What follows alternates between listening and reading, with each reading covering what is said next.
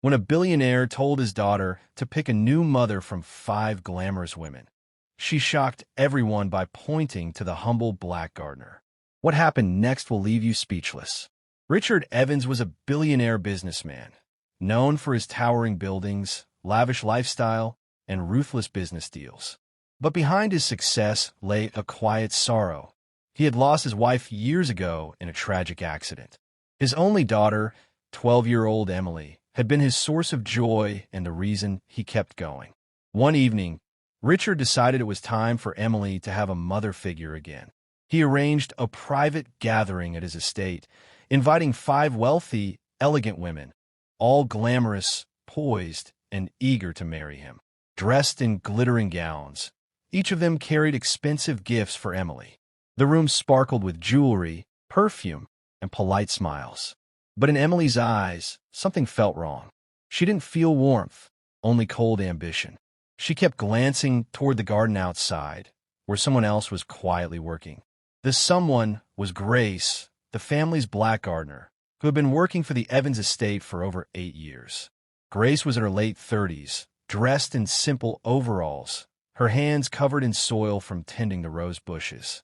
She had no diamonds, no designer dress, and no intention of being in the spotlight. Yet Emily had always felt a deep comfort around her.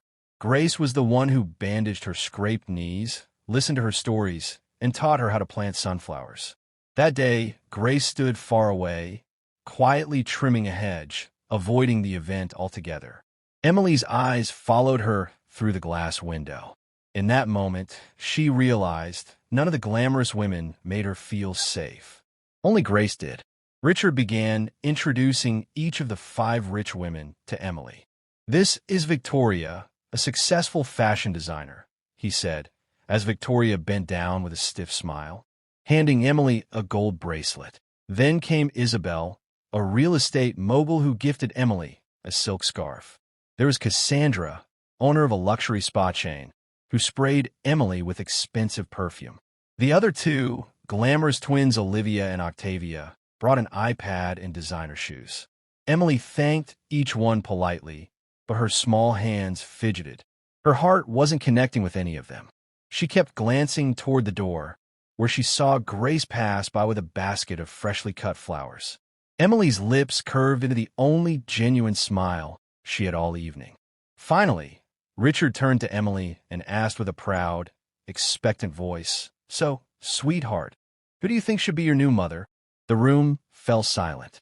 All 5 women straightened, their eyes glimmering with hope and calculation. Emily looked around, then took a deep breath.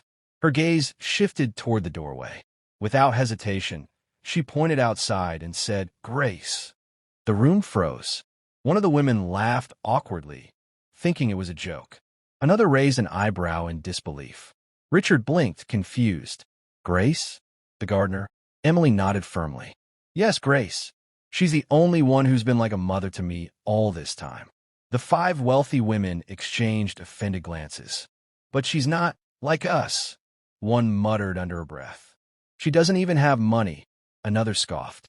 Richard cleared his throat, unsure how to respond. Grace, who had overheard from the garden, stepped inside shyly, still holding her basket of flowers. Her face showed surprise and embarrassment. "Emily, sweetheart, I'm just your gardener," she said softly. Emily shook her head. "You're more than that. You're my friend. You care for me when I'm sick. You make me laugh when I'm sad. That's what a mother does." Her words pierced the room, making even Richard's chest tighten. Richard asked Grace to stay while he dismissed the 5 women, each leaving with a mix of irritation and disbelief. Once they were gone, he sat down with Emily and Grace in the living room. "Emily, are you sure about this?" he asked gently. "Yes," Emily replied without hesitation.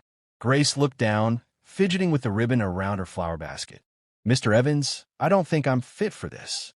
I'm just an employee. I don't belong in your world." Richard studied her face.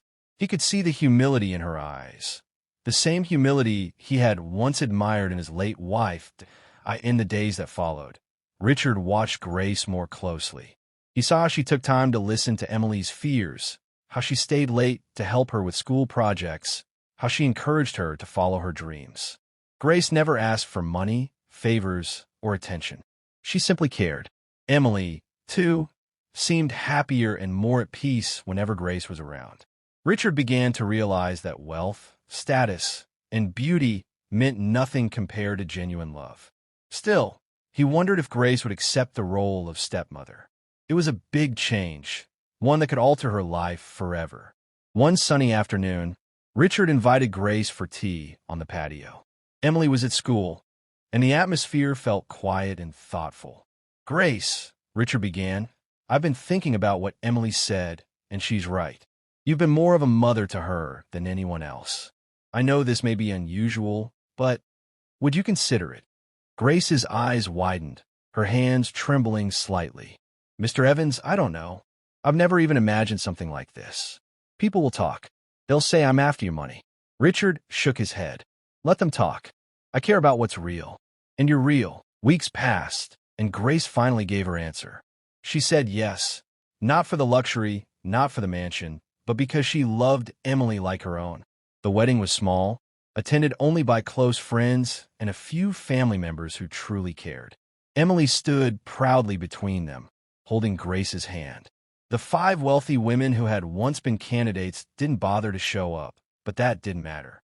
What mattered was that Emily finally had a mother who put her heart before her status. Grace moved into the main house, but she kept tending the garden, saying it kept her grounded. Years later, Emily would look back on that day with gratitude.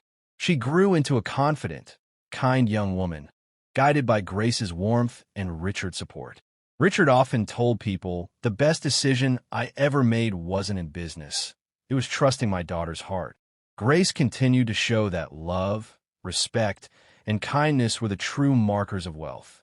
And the once black gardener became known not for her profession, but for the way she nurtured a family back to life. In the end, it wasn't the richest woman who won. It was the one with the richest heart.